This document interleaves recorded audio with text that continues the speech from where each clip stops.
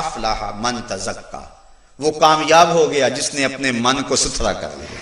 حسد، بغض، کینہ، کفر، شرک، نفاق، یہ ساری بیماریاں کھرچ دی اور اپنے اندر کو ستھرا کر لیا، پاکیزہ ہو گیا، صاف اور ستھرا اپنے من کو اس نے خوبصورت بنا لیا۔ قد افلح، وہ شخص کامیاب ہوا، وہ شخص مراد کو پہنچا۔ کون؟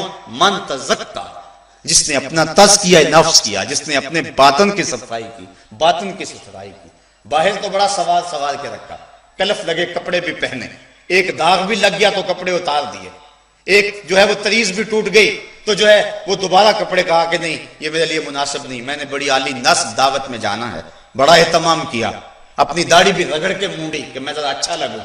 کیا کچھ نہ کیا اس ظاہرداری کے لیے، کبھی من کے گند بھی دیکھے کہ اندر گند کتنے ہیں، اندر کتنی غلاستیں بھری ہوئی ہیں، اندر کتنی جو ہے وہ نجاستیں بھری ہوئی ہیں، بغض اندر، حسد اندر، کینہ اندر، نفرتوں کے بیج اندر اگے ہوئے ہیں اور وہ ایسے شجر بنے ہوئے ہیں کہ اس کے کانٹوں سے اندر زخمی ہو گیا ہوا ہے۔ تو کہا قد افلح، کامیاب ہوا، من تزکا، جس نے اپنا تزکیہ کیا، اپنے باطن کی صفائی کی۔ اچھا باطن کی صفائی کیسے پتا چلے گا؟ وَذَكَرَ اسْمَ رَبِّهِ، جس کا اندر صاف ہوگا اس کے لبوں پہ رب کا نام ہوگا۔ وَذَكَرَ اسْمَ رَبِّهِ، اپنے رب کا نام جپا، اپنے رب کا نام پڑھا، اللہ اللہ کی صدائے دل نواز لگائی۔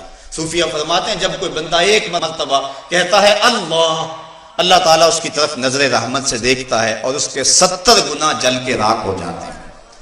تو جس نے اپنے من کو ستھرا کیا، جس نے اپنے اندر کی صفائی کر لی، فصلی، اور اس نے نماز پڑھی، سجدے میں سر جھکا دیا۔ جو اس کا بندہ ہوگا وہ تکبر اور غرور میں نہیں پھرے گا، وہ اپنی پیشانی کو اس کے حضور جھکائے گا۔ وہ کہتا ہے اس نے مجھے پیدا کیا، اس نے مجھے تخلیق کیا، اس نے مجھے عزت دی، اس نے مجھے جوانی دی، اس نے مجھے صحت دی، اس نے ہواؤں کے مشکیزے میرے نتنوں کے قریب رکھ دیے، اس نے وافر پانی مجھے دیے، آسمان کی چھت تان دی، زمین کا فرش بچھا دیا، کتنا کچھ میرے مالک نے مجھے عطا کیا۔ تو کیسے ہو سکتا ہے کہ میں اس کے حضور سجدہ بھی نہ کروں، اس کے حضور اپنی پیشانی کو بھی نہ رکھوں؟ اس شخص سے بدبخت اور کون ہو سکتا ہے کہ جو اپنے رب کو بھی نہیں پوچھتا۔ یارو صبح کے وقت جب صدا آتی ہے نا اللہ اکبر کی، تو چڑیاں بھی جاگ اٹھتی ہیں، گھونسلوں سے پرندے بھی نکلتے ہیں اور وہ بھی اللہ اللہ پکار رہے ہوتے ہیں۔ کتنا بدبخت ہے وہ شخص کہ چڑیاں تو اللہ اللہ کر رہی ہیں اور وہ اشرف المخلوقات ہونے کے باوجود لمبی تان کے سویا ہوا ہے۔ اٹھو اور اپنی زندگی کو گناہوں سے پاک کر کے اپنی پیشانیوں کو سجدوں کی آبرو دو۔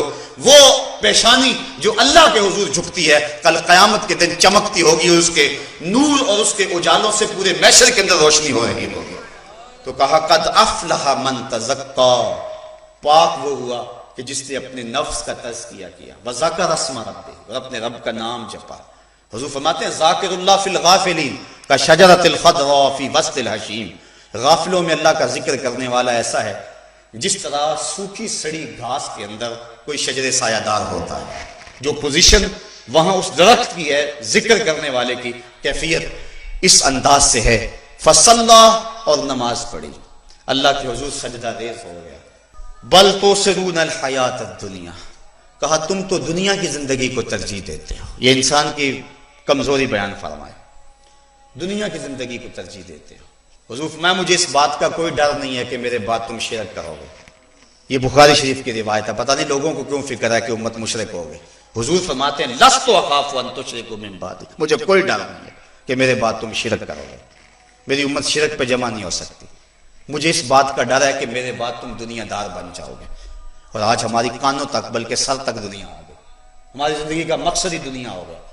کماؤ، جمع کرو، عجیب چکر دوڑ لگی ہوئی ہے، صبح ہوتی ہے شام ہوتی ہے۔ وہ کیا کہا تھا اکبر الہ آبادی نے، کیا بتائیں احباب کیا کارنامائیاں کر گئے، بی اے کیا، نوکر ہوئے، پینشن ملی اور مر گئے۔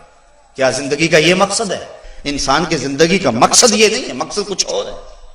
یہاں رہ کر اپنے رب کا قرب پائے، اس کی پیشانی سجدوں سے آشنا ہو، مالک کے لیے اس کا دل دھڑکے، یہ ہے اس کا مقصد۔